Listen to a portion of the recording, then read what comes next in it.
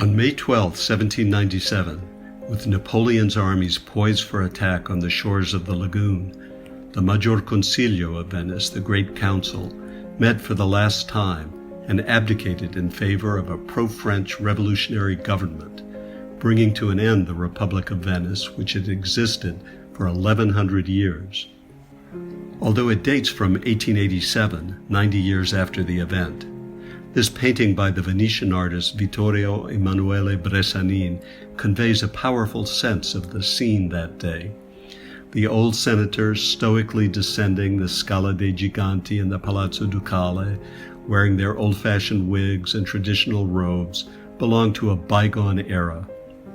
Although it remained a capital of art and culture, Venice had long lost the political and economic influence that it had exerted in the days of its glory.